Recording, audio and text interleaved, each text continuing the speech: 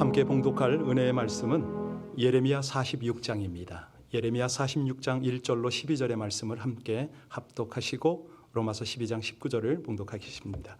다 같이 합독하십니다. 이방 나라들에 대하여 선지자 예레미야에게 임한 여호와의 말씀이라.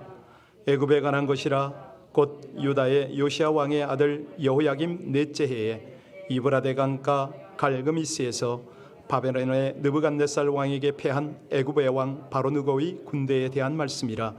너희는 작은 방패와 큰 방패를 예비하고 나가서 싸우라. 너희 기병이여 말과 안장을 지워 타며 투구를 쓰고 나서며 창을 갈며 갑옷을 입으라. 여호와의 말씀이니라. 내가 본즉 그들이 놀라 물러가며 그들의 용사는 패하여 황급히 도망하며 뒤를 돌아보지 아니하면 어찌 미냐. 두려움이 그들의 사방에 있음이로다.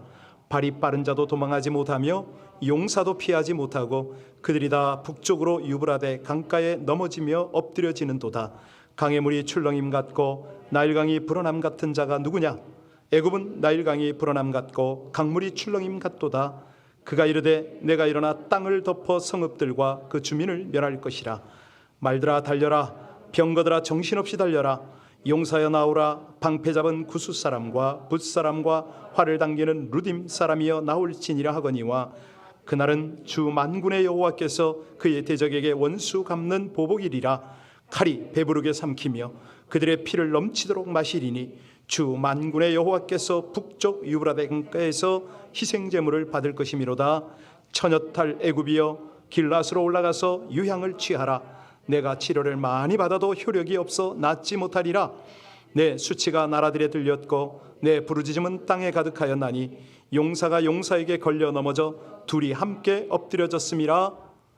내 사랑하는 자들아 너희가 친히 원수를 갚지 말고 하나님의 진노하심에 맡기라. 기록되었을 때 원수 갚는 것이 내게 있으니 내가 갚으리라 하고 주께서 말씀하시니라. 아멘. 하나님의 말씀입니다. 우리 하나님은 전능하신 하나님 맞습니까? 이 전능하신 하나님은 여호와 니시의 하나님 맞습니까? 여호와 니시, 모든 전쟁에서 넉넉히 승리하시는 하나님이 바로 우리의 하나님 맞습니까? 이 어려움 중에도 넉넉히 승리할 줄로 믿습니다. 기도 덕분에요 멕시코 장장 1500마일 가까이를 잘 다녀왔습니다. 너무 감사합니다. 3박 4일인데요 내내 사실은 긴장을 했습니다. 이제 연로하신 권사님과 동행을 했는데 연로하시다 기분 나쁘시지 않나요? 예, 저 권사님을 제가 2번이나 안아드렸는데요 어찌나 무거운지 배를 타면서요. 네. 근데 사실 평소보다 더 조심스러웠습니다. 왜냐하면 멕시코도 코로나 바이러스가 있으니까. 아내하고 권사님하고 티격태격 마스크를 써라 어째라 저째라 한참을 하는데 옆에서 좀 민망했습니다. 다행히 그 먼 거리에 우리가 접촉한 사람은 많지 않았던 것 같아요. 몇십 마일을 가야 작은 마을이 한두 개 나타나고 거기에 레스토랑이 있을까 말까 했습니다. 멕시코도 시골 구석구석에 철저한 방역과 거리두기를 잘 실천하고 있더라고요. 그래도 몰라서 사실 돌아와서 굉장히 조심스럽습니다. 그래서 어떻게 허락이 되면은 기도원에 가서 혹은 집에서 자가격리를 좀 해야 되나 이렇게 망설이기도 했지만 일단은 담대하게 더 조심하면서 오늘 말씀을 전하도록 하겠습니다. 여러분 질문하겠습니다. 왜 우리가 이렇게까지 살아야 될까요? 꼭 이렇게 살아야 되나요? 의료 전문가들은 바이러스 전문가들은 이게 사라지지 않을 거랍니다. 영원히 함께 갈 거라는 거예요. 뿐만 아니라 앞으로 더 강력한 바이러스가 발생할 거라 나타날 수밖에 없다는 거죠. 심지어는 마스크를 착용해도 이게 무용지물이랍니다. 그냥 날로 상황이 더 악해질 것이다. 마치 사스나 메르디스나 그 여러 가지 독감들이 그냥 사라지지 않고 우리와 함께 그렇게 공존하듯이 결론적으로 그런 설명을 합니다. 여러분 얼마 전까지만 해도요 우리 인간들이 얼마나 교만했습니까? 아주 자만심이 하늘을 찔렀잖아요. 인공지능의 발달로 해서 일자리가 있어진다 없어진다 이거부터 이세돌 아니라 누구라도 바둑에선 방법이 없다. 산업 발전, 의학 발전 이런 걸 가지고 그저 하나님을 대적하기를 바벨 탑 쌓듯이 높은 줄 몰랐죠. 하늘을 찔렀죠. 그런데 코로나가 딱 발생을 하고 나니까, 아니 아직까지 적당한 치료제나 백신을 개발하지 못하니까 속수무책의 현실 앞에서 대통령 부부나 할 것 없이 다 겸손해질 수밖에 없습니다.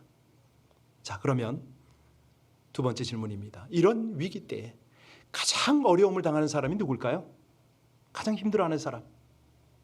네, 말할 것도 없이 취약계층입니다. 소외된 사람들입니다. 그런 사람들은 삶이 무너질 수밖에 없는 이런 위기 속에 있습니다. 자, 그러면 이 시대에 정치 지도자들이나 우리 종교인들은 어떻게 행동해야 됩니까?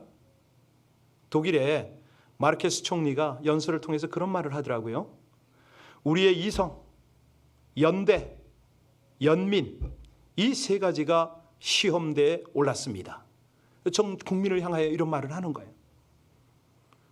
여러분, 이 위기 때에 당신들의 인성, 당신들의 어떤 교양, 이런 것들 다 드러나는데 어떻게 사시겠습니까? 이런 도전이었거든요. 상당히 정말 참 직관력도 있고 어떤 깊이도 있는, 통찰력이 있는 이런 어떤 리더십의 존경스러운 모습이다, 그런 생각이 들었습니다. 세상 사람도 이렇게 표현을 하는데 과연 이 시대에 우리가 하나님의 관점으로 하나님의 나라를 살아가고 있잖아요. 그러면 우리는 성도로서 이 위기 속에서 어떻게 살아야 됩니까? 어떤 자세가 필요합니까? 아니, 이성과 연대와 연민 세 가지가 시험대에 올랐답니다. 그러면 우리의 신앙과 우리의 영성과 우리의 어떤 기도 생활, 예배 생활은 과연 하나님의 시험대에 오르지 않을까요? 아주 중요한 그런 도전입니다. 지금은 개인적으로 어떤 사회적으로 위기잖아요. 어떤 질병의 위기도 위기지만은 건강, 관계, 경제 모든 부분에 다양한 위기 상황 속에 우리가 지금 살아가고 있습니다. 그런데요, 아무 생각 없이 그냥 무지하니까 무조건 이렇게 살아야 하나 보다 하도 맹종적인 삶이 있어요. 신앙생활 그렇게 하는 사람이 있다니까요. 어떤 사람은 하도 주변에서 겁을 주고 자식들이 겁을 주고 하니까 두려워서 마지못해 따라가는 굴종적 생활을 하는 사람이 있어요. 신앙생활도 그렇게 해요.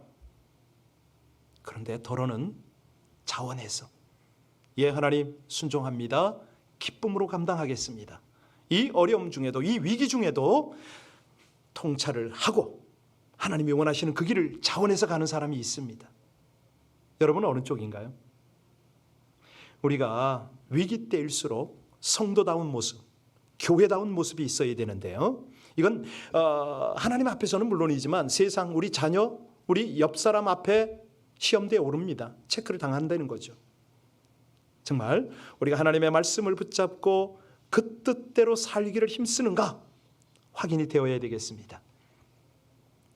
자, 오늘 본문을 보면서 이런 시기에, 이런 위기 때에 하나님의 뜻은, 하나님의 마음은 어떻게 나타나고 우리는 어떻게 교훈을 받고 행동해야 되는가, 오늘 본문의 배경을 먼저 설명하겠습니다. 지금 유다 백성들이 애굽에 가 있거든요. 피해 갔습니다. 바벨론의 공격 때문에 피해 갔는데 평소 유다 백성들이 애굽을 굉장히 동경했던 거 아세요? 그냥 애굽에 그냥 간 게 아니라 부러워했어요. 그랬는데 이 애굽이요, 두 번의 결정적 전투를 통해서 그 모든 걸 다 잃어버렸네요. 마치 거대한 그 여객선이 이 빙 하나 혹은 암초에 부딪혀서 그저 바닥이 깨져가지고 서서히 침몰하고 가라앉듯이 그런 모습이 되는 겁니다. 그 결정적 사건이 바로 오늘 본문에 나오는 배경이에요. 갈그미스 전투입니다. 주전 605년인데요. 이 전투가 당시의 두 열강, 어느 나라? 애굽과 바벨론이었죠. 이 위치를 바꿔놔 버렸어요. 그러니까 이 갈그미스 전투가 있기 전까지는요, 바벨론이 그다지 알려진 나라가 아니었습니다. 여전히 중동 지역의 패권은 애굽이 가지고 있었죠. 그런데 이 전투에서 바벨론이 애굽을 물리치고 나니까 바벨론이 이제 패권 국가가 됐잖아요. 근데 이 바벨론이 얼마나 강하게 몰아붙였냐면 이 애굽의 본토, 다시 말하면 그 수도는 물론이고 그들의 신전이 있는 도시까지 함락해서 들어갔습니다. 애굽의 모습이 어느 정도였냐면 마치 예루살렘 도성이 완전히 파괴가 되듯이 모든 도성들이 다 무너졌습니다. 많은 애굽인들이 포로로 끌려갔죠. 세계 최강대국의 지위를 자랑하던 아주 그렇게 휘두르던 그 모든 권세들이 강타를 연속으로 맞으니까 별 수 없이 완전히 침몰해 버렸습니다. 여러분, 여기서 우리는 어떤 교훈을 받아야 되나요? 세상에는 절대 강국이 있을 수가 없다. 역사의 배후에는 절대 주관자 하나님이, 그 위대하신 우리 하나님이 계시니까 그분의 섭리대로밖에 될 수밖에 없다. 이제 이 내용을 가지고 오늘 본문 1절, 2절을 함께 봉독하겠습니다. 우리 같이 1절과 2절을 봉독합니다. 이방 나라들에 대하여 선지자 예레미야에게 임한 여호와의 말씀이라. 애굽에 관한 것이라. 곧 유다의 요시야 왕의 아들 여호야김 넷째 해에 유브라데 강가 갈그미스에서 바벨론의 느부갓네살 왕에게 패한 애굽의 왕 바로누고 군대에 대한 말씀이라. 자, 여기서 이제 우리는 먼저 요시야를 알아야 됩니다. 2절에 보면 요시야의 왕의 아들 이렇게 나오잖아요. 그죠? 이 요시야, 유다의 마지막 부흥을 일으킨 대단히 중요한 유다 나라로 보면 그렇습니다. 이 요시야가 그 북쪽으로 올라가고 있던 바로누고를 상대한 거예요. 막겠다고. 그냥 그 무깃도라는 곳에서 전투를 벌였습니다. 요시야가 이 바로누고를 그냥 보내도 돼요, 사실은. 왜냐하면 갈그미스에서 패하게 돼 있으니까. 그게 하나님의 전쟁이었거든요. 그런데도 요시야가 아무 실속도 없이 바로누고를 막아냅니다. 그 결과가 뭐냐면 유다 국가 전체가 손실을 입었어요. 그 아들 여호야김 때 와서는 완전히 그냥 국가 전체가 휘둘린 거죠. 자, 여기서 우리가 이 역사를 통해서 하나님의 마음을 조금 짐작해야 됩니다. 우리가 하나님이 아니니까 미래는 다 알 수가 없어요. 그런데 어떤 때는 가만히 있어도 되거든요. 왜? 하나님이 바벨론을 붙였기 때문에 어차피 애굽은 바벨론 손에 무너질 수밖에 없는 상황인데 괜히 끼어든단 말이에요. 이것이 오늘 첫 번째 교훈입니다. 위기 상황이 닥쳐올 때 가만히 있어라. 가만히 있는데 그냥 가만히 있는 게 아니고요. 기도하며 때를 기다리라는 거예요. 어떤 때죠? 하나님의 때. 우리가요, 세상을 위해서 내 앞에 부딪힌 일들을 많이 하는 것을 잘하는 것으로 알 때가 있습니다. 그런데요, 그것보다 더 중요한 게 뭐냐면 우리 삶의 우선순위잖아요.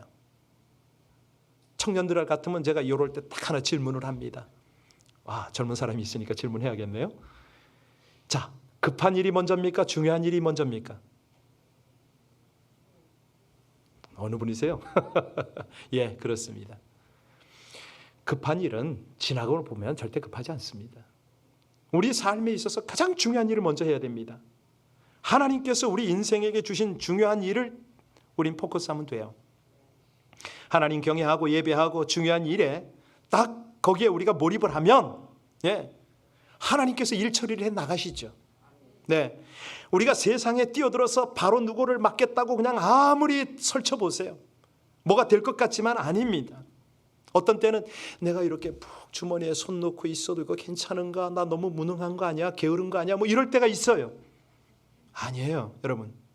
우리가 하나님 앞에 중심을 잡고 하나님이 주시는 가장 우선순위, 중요한 일에 포커스를 하고 있으면 그때 보여요. 하나님이 어떻게 일하시는지가 보여요. 여러분, 오늘 본문을 가만히 보시면요, 이 바로누고도 사실은 애굽의 왕입니다. 얼마든지 자기 입으로 천하통일을 할 것처럼 생각을 했죠. 바벨론, 유다, 아무것도 아니라고 생각을 한 거예요. 그런데 이 바벨론이라는 신흥 강국의 일격에 완전히 무너져 버렸습니다. 어떻게 무너지는가 볼까요? 3절로 6절을 보겠습니다. 3절로 6절까지의 말씀입니다. 너희는 방패와 큰 방패를 예비하고 나가서 싸우라. 너희 기병이여 말에 안장을 지어 타며 투구를 쓰고 나서며 창을 갈며 갑옷을 입으라. 여호와의 말씀이니라. 내가 본즉 그들이 놀라 물러가며 그들의 용사는 패하며 황급히 도망하며 뒤를 돌아보지 아니하면 어찌미냐. 두려움이 그들의 사방이 있음이로다. 발이 빠른 자도 도망하지 못하며 용사도 피하지 못하며 그들이 다 북쪽으로 유브라데 강가에 넘어지며 엎드려 지는도다. 여기 보니까 크고 작은 방패 준비했죠. 갑옷 입었죠. 투구 썼죠. 창 들고 말을 타고 달렸습니다. 와, 대단한 것 같잖아요. 웅장하잖아요. 그런데 이렇게 아무리 자기가 강하다고 해도, 나름대로 연습한다고 해도, 훈련을 한다 해도 강한 자 위에 나는 자가 또 있습니다. 이 바벨론이 그렇게 준비를 한 거예요. 하나님께서 준비하도록 하신 거죠. 사실 우리가 이 부분을 보면서 우리가 어떤 그 느낌을 가져야 되냐면, 깨달음을 가져야 되냐면, 영적인 부익부와 빈익빈, 이거 이제 놓치면 안 됩니다. 그러니까 우리가 예수를 믿는 믿음에 있어서도요, 있는 자는, 우리 주님이 말씀하셨습니다. 있는 자는 더 받게 되고 없는 자는 그 있는 것까지도, 그렇죠, 빼앗긴다, 이 말입니다. 이 말. 예. 내가 내 신앙을 날마다 중심을 잡아가야 됩니다. 아니, 날마다 영적인 업그레이드를 해 가야 됩니다. 더 노력을 해야 된다는 거예요. 여러분, 일부 때 이 얘기를 했더니 찔림을 받은 한 분이 계셨는데요. 여러 사람들이요, 사업이나 어떤 일에 어느 정도 성공한 후에 바로 뭐 하는지 아세요? 딴짓합니다. 음주, 가무에, 주색, 뭐 이런 쪽으로 쭉 빠져요. 심지어는 어떤 사람은요, 전혀 사업과 상관없는 정치나 다른 일에 관여해가지고 그냥 그 알토란같이 그렇게 어렵게 쌓아 올렸던 모든 것들을 한순간에 다 잃어버립니다. 여러분, 이런 것들, 이 성공이란 거, 세상에서 성공, 완벽한 성공이란 건 없잖아요. 하나님의 일에는 더더욱 그렇습니다. 하나님의 일에는 성공이란 게 없어요. 이게 됐다 이런 기준이 없어요. 왜냐하면 우리 인생, 우리 영성은 부족할 수밖에 없고, 우리의 섬김은 언제나 무익한 종의 범위에서 벗어날 수가 없기 때문에 그래요. 하나님의 은혜 때문에 섬기거든요. 그래서 오늘 이 사건을 통해서 하나님이 우리에게 교훈하는 가장 핵심 중에 하나가 뭐냐면, 위기 중에는 함부로 뛰어들지 말아라. 기도하라. 하나님의 때를 기다려라. 하나님의 인도를 받으려는 거예요. 왜? 전쟁의 승리는 누구에게 속했기에? 그렇습니다. 아무리 애국 군사가 완벽에 가깝도록 그렇게 준비를 하더라도 대패를 당했습니다. 여러분, 애국 군대가 이렇게 쉽게 패하리라고 누가 상상이나 했습니까? 오늘 6절 끝에 보니까 꽁지야 날 살려라, 도망치게 바빴다, 이 모습이 나오잖아요. 넘어지고 엎어지고 막 도망간 거예요. 자, 그래서 위기의 상황일 때에 기다리는 것뿐만 아니라 정말 의지하는 것이 지혜인데요. 두 번째가 바로 그겁니다. 여기서 우리 하나님의 마음으로 여러분이 조금만 더 깊이 좀 들어가 보시기 바랍니다. 애굽이 어떤 나라입니까? 이스라엘 백성들을 몇 년간 노예로 붙잡았던 나라? 430년. 자, 아니, 하나님께서 그 노예 생활에서 해방시키기 위해 출애굽을 시켰는데, 그리고 가나안에 정착했는데, 이 이스라엘 백성들은 계속 애굽 생각을 끊지를 못합니다. 왜? 강대국이니까. 자기들 보기에 잘 사니까. 아니, 심지어 지금 이 본문의 배경은 하나님의 심판으로 바벨론에 의해서 예루살렘이 지금 초토화가 됐잖아요. 이 하나님의 심판 앞에서도 정신 차리질 못하네요. 할 수 없이 하나님께서 이제는 애국까지 치십니다. 여러분, 오늘 설교가 이래서 그렇지 당시의 패권국인 애굽은요, 오늘날의 미국보다 더 강했어요. 이게 쉽게 이렇게 패한다는 게 이해가 됩니까? 안 되죠. 왜 하나님께서 이런 연출을 하세요? 하나님보다 더 의지하는 것은 다 철저하게 끊어버리십니다. 그래서 위기를 만날 때는 어떻게 승리하느냐? 하나님을 의지하라는 거예요. 철저하게 의지하라는 거예요. 우리 7절에서 9절을 한번 보실래요? 거기 보시면은 어떤 모습입니까? 야, 얼마나 기세가 등등한지 몰라요. 7절로 9절 같이 읽겠습니다. 강해물이 출렁임 같고 나일강이 불어남 같은 자가 누구냐? 애굽은 나일강이 불어남 같고 강이 출렁임 같도다. 그가 이르되 내가 일어나 땅을 덮어 성읍들과 그 주민을 멸할 것이라. 말들아 달려라, 병거들아 정신없이 달려라. 용사여 나오라. 방패 잡은 구스 사람과 붓 사람과 활을 당기는 루딤 사람이여 나올지니라. 여기 구스 사람이 누구죠? 아프리카 쪽이죠. 예, 그 리비아 붓 사람 뭐 이런. 그러니까 이게 무슨 얘기냐면 애굽이 그렇게 강한데 용병까지 엄청나게 불렀어요. 가자 이거예요. 바벨론하고 한판 붙으러 가자.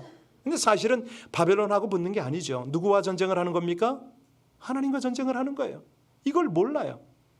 그러니까 숫자적으로 뭐 어떤 상황적으로 엄청난데도 이게 도저히 안 되는 거죠.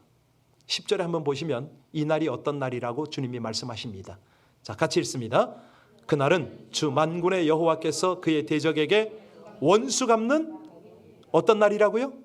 보복일이라는 거예요. 보복일. 하나님께서 원수 갚는 날이다. 여러분, 이 하나님의 마음, 하나님의 뜻을 조금 알아차리시겠습니까? 우리가 위기 속에서요, 절대 위기를, 원수를 내가 갚으려고 해서는 안 돼요. 억울하게 당해도, 억울하게 내가 뭐 병에 걸리고, 억울하게 뭐 돈을 뺏기고 뭐 이래도요, 자기 손으로, 자기 마음으로 그 위기 속에 갇혀 있으면 안 된다는 거야. 한 걸음 뒤로 물러나라는 거죠. 왜? 보복의 날이 있으니까. 하나님께서 갚으시는 날이 있으니까. 그래서 오늘 로마서 12장 19절을 보면 그 말씀이거든요. 자, 다들 이제 구약성경 하는데 아니에요. 신약성경과 긴밀하게 연결이 되어 있어서 우리 로마서 12장 19절 한번 읽고 들어가겠습니다. 우리 같이 띄워주시면 같이 읽겠습니다. 로마서 12장 19절입니다. 내 사랑하는 자들아, 너희가 친히 원수를 갚지 말고 하나님의 진노하심에 맡기라. 기록되었을 때 원수 갚는 것이 내게 있으니 내가 갚으리라. 누가 갚는다고요? 근데 어떻게 갚는가 한번 볼까요? 11절 보세요. 다시 11절로 돌아가서 보시면 원수 갚는 장면이 여기 나오네요. 같이 읽겠습니다. 처녀딸 애굽이여 길라스로 올라가서 유향을 취하라. 내가 치료를 많이 받아도 효력이 낫지? 네가 수치를 당할 것이고 네가 아무리 부르짖어 봐라. 함께 엎드러진다. 이 말씀인데요. 자, 여기서 처녀딸이 누굽니까? 애굽입니다. 이스라엘의 유다의 원수잖아요. 하나님께서요, 그들이 상처를 입어서 길앗에 향유를 발랐어요.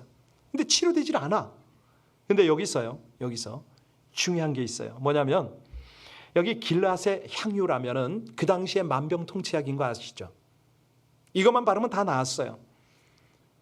애굽에 아무리 험하고 그 불치병이라고 할지라도 이거 바르면 낫는 그런 상황이었는데, 이거를 다른 말로 하면 이런 거죠.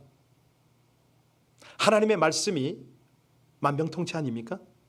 믿으십니까? 그렇습니다. 하나님의 말씀이 살았고 운동력이 있잖아요. 네, 좌우의 날성검보다도 예리하죠.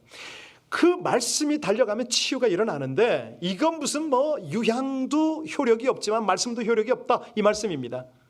하나님이 보복하는 날은 아무것도 소용이 없다, 이 말이죠. 여러분, 우리가 위기를 만날 때, 특별히 원수를 만날 때 진노의 자리를 주님께 내어 드리시기를 주의 이름으로 축원합니다. 이게 승리하는 비결이라는 거죠. 어려우면 네가 너무 거기에 빠지지 말으라는 거예요. 영적인 전쟁이기 때문에 거기에 네가 침몰할까 두렵다는 거예요. 그 영적인 대적은 하나님께서 처리하십니다. 자, 이때 우리가 감당해야 되는 게 뭐냐? 이 위기 때 우리가 할 일은 뭐냐? 제일 중요한 것이 뭐냐면요, 맡겨진 자리에서 성실하게 자기 책임을 감당하는 겁니다. 이번에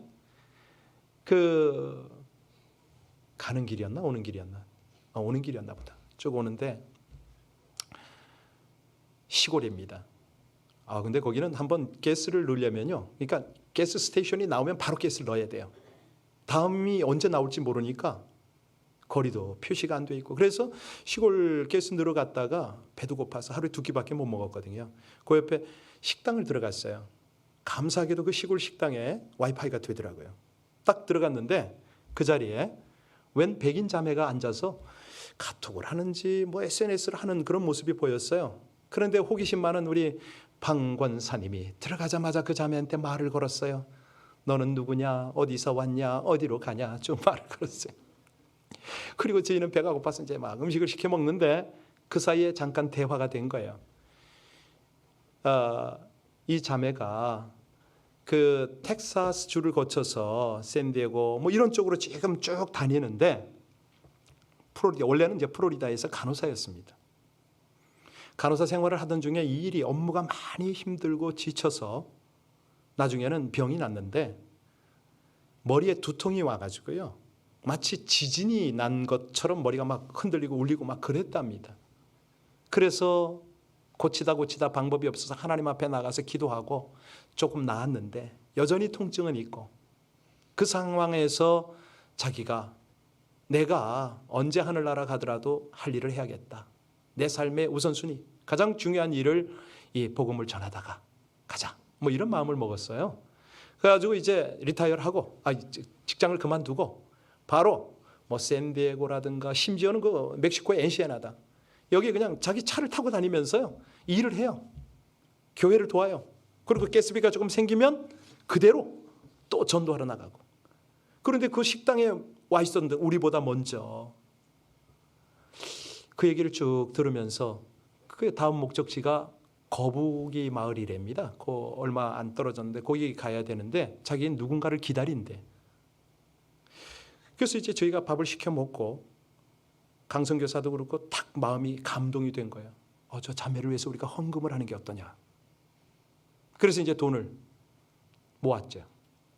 그리고 돈을 전달하기 전에 기도를 한번 하자. 이거 왜냐하면 끝까지 관찰을 한 거예요. 저 사람이 진짜 사역자냐 아니냐, 아니 전도자냐. 근데 역시 함께 기도를 했습니다. 뜨겁게 기도를 했는데요, 감사한 게 이 자매가 기도 끝에 눈물을 막 흘리더라고요. 느낌에는 하나님께서 저의 통증을, 머리 통증을 만지시나? 이런 느낌이 들었어요. 그리고 저희는 이제 거기서 이 모은 돈을 가스비를 하라고 드렸죠. 근데 그때까지 이 자매가 식사를 못했더라고요. 점심 식사를 시켜드렸어요. 그리고 우린 출발했습니다. 이거잖아요. 여러분 어떤 느낌이 드세요? 이 자매가 사람 의지하지 않았습니다. 우리에게 도움 요청하지 않았어요. 우리는 그것도 모르고 그 식당에 들어갔고요. 그 많고 많은 그 거리 중에 해프리면 거기에 들러서 거기 갔고, 그리고 방권사님은 말을 걸고, 우리에게 하나님은 감동을 주셨고 함께 기도를 하게 하고 헌금을 드렸잖아요. 그거예요, 그거.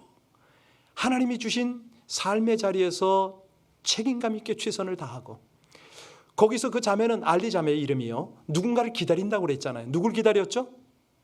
우리 일행을 기다린 거예요. 하나님이 천사의 역할을 하도록 보낸 우리 일행을 거기서 기다리고 있었던 거예요. 여러분 이 시대에 그런 사람 많아요. 저는 그 자매를 보면서 무슨 생각을 했냐면, 바알에게 무릎 꿇지 않은 7,000명의 사람들이 있다. 세상 사람에게 손 벌리지 않고, 그죠? 사정하지 않아요. 나 전도자라고 후원 받겠다라고 그렇게 하지 않았어요. 와, 거기서 뭐 저희 부부도 강성교사도 또 그 나뚜라 교회 안수집사 둘이 갔거든요. 다들 도전을 받는 거죠. 맞아, 하나님께서 우리에게 저를 보이셨구나. 여러분 그렇습니다. 여러분 위기 때일수록 맡겨진 책임감 성실하게 수행하시기를 주의 이름으로 축원합니다. 왜냐하면 예수의 복음이 바로 그거거든요. 바로 그거. 네, 우리 오늘 본문 1절을 다시 한번 돌아가서 볼까요? 거기 보면 누구에게 이 말씀을 들어라 라고 말하는지 한번 보세요. 애굽이 들어라 이게 아니에요. 같이 읽겠습니다. 이방 나라들에 대하여 선지자 예레미야에게 임한 여호와의, 자 누구에 대하여? 나에 대하여 하나님이 예레미야를 통해서 말씀하셨다. 이게 무슨 구약이고 신약이에요? 아니에요. 지금 똑같은 시대에도 말씀을 하시는 거예요.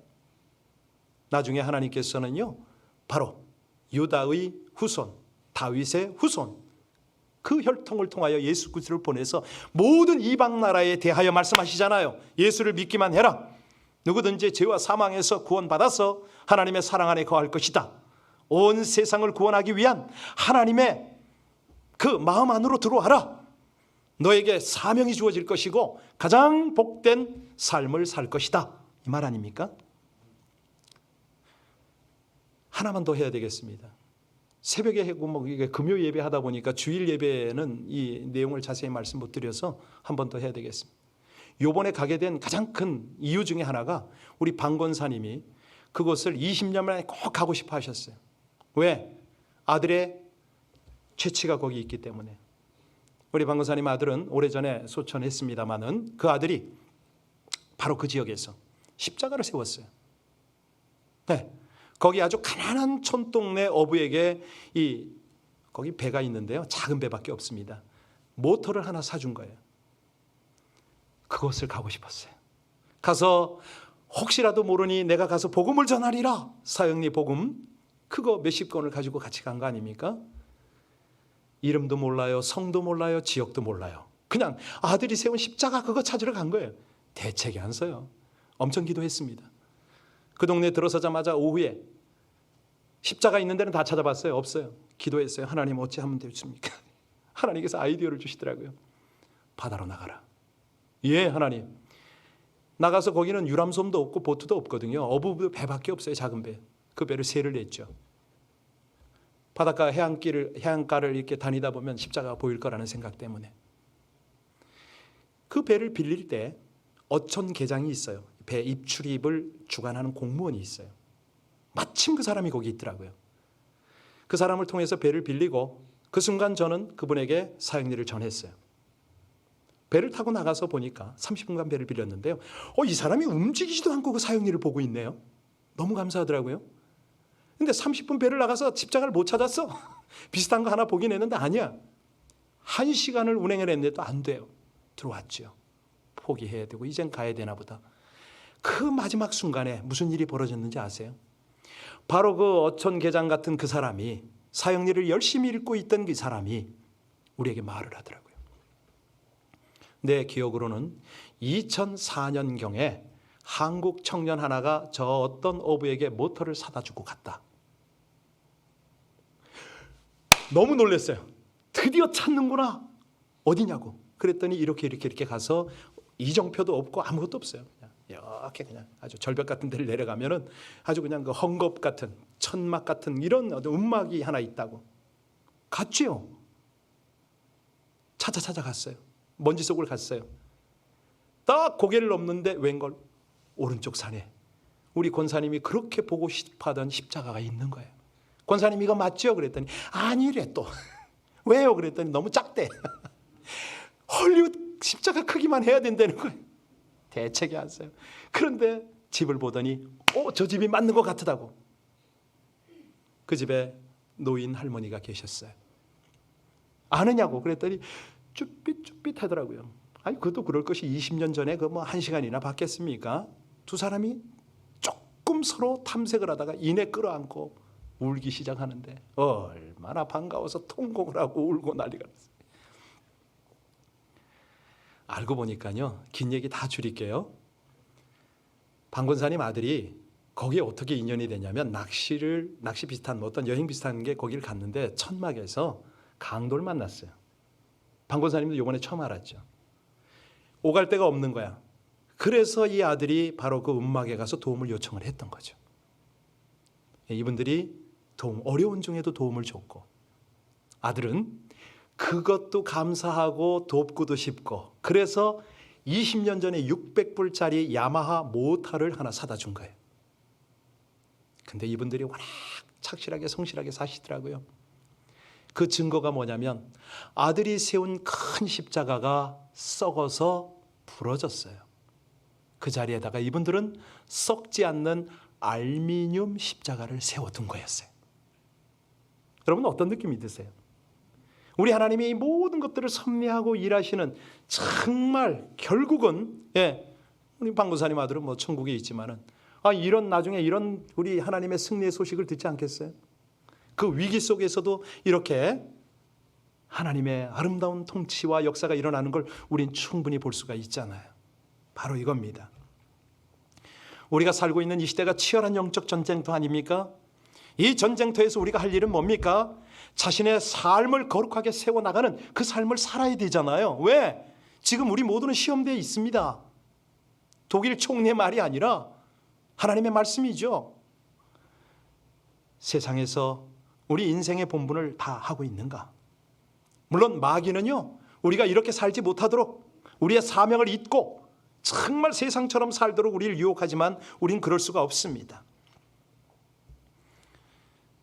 혹여 어떤 분들은 내가 내 한 번뿐인 인생인데 하나님 앞에서 뭔가 큰 일을 해야 된다, 이렇게 생각하는 분이 계실지도 모르겠습니다.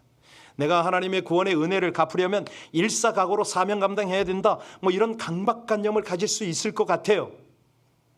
그런데요, 다시 한번 생각해 보세요. 위기 때에 우린요, 타인에게 닥친 비극을 동정하느라고 그냥 연민하면서 사는 사람이 있고요, 혹시나 나에게 이런 비극이 닥치지 않을까 상상하고 두려워하고 공포 속에 사는 사람이 있어요. 그런데요, 정말 중요한 것은 뭐냐면 위기의 상황일수록 영적 전쟁의 실체를 볼 줄 아는 거죠. 어떻게 봅니까? 예배 자리를 놓치지 않아야죠. 기도의 자리를 놓치지 않아야죠. 우리 신앙의 본질이 뭡니까? 하나님하고 친밀하게 동행하는 거 아니에요? 그분하고 친밀하게 교제하고 동역하고 그거 하는 거 아니에요? 예, 바로 이 일을 위하여 당신의 몸을 내어주셨습니다. 대속의 십자가를 지시고, 그러니까 세상이 말하는 어떤 연민의 수준이 아니에요.